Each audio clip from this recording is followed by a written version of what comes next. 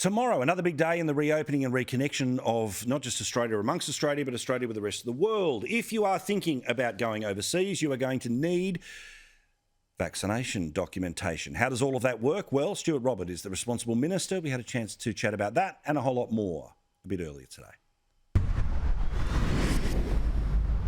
We want to ensure that Australians can travel overseas and that they can present their credentials to say they've been vaccinated should a host country request it. So from tomorrow, Tuesday, you'll be able to print a special COVID international vaccination certificate. I've got a copy here.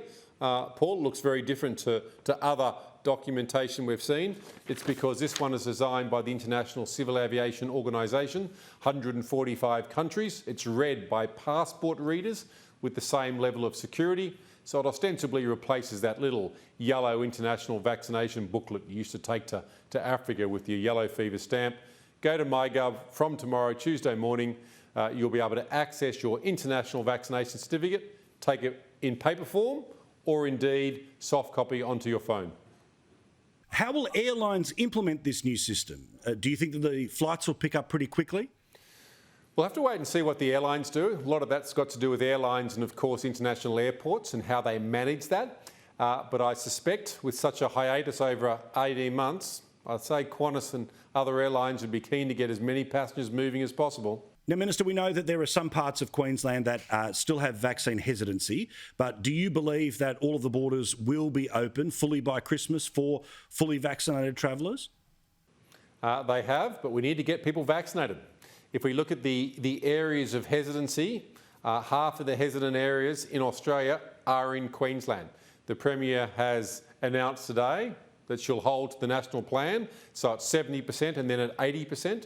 The Premier is indicating mid-December at 80%, and then Australians will be able to travel double vaccinated by right, and borders will come down for double vaccinated. Let's all go and get vaccinated. We've got the impetus. We know what the light at the end of the tunnel is. Queenslanders, get vaccinated. What does the reopening mean for the Sunshine State? It means the difference between economic carnage and real opportunity in life. Paul, 80% of tourists to the Gold Coast come from New South Wales and Victoria, and right now they're excluded. Hey, 3,000 or 4,000 Queenslanders aren't allowed to return home. So at 80% vaccination rate, borders are coming down for vaccinated Australians. They'll be able to come in and out by right, which means tourism will get back to normal domestically. That means Gold Coast has a great economic lifeline. So the opportunity is there right now for Australians. Double vaccination for Queensland borders open, the Premier said, by middle of December. Come book a holiday to the Gold Coast. How's Queensland got away with this for so long? Even its own citizens have been locked out, and it's about time those people came home, right? My view has always been that citizens cannot be locked out of their home state. You cannot do it.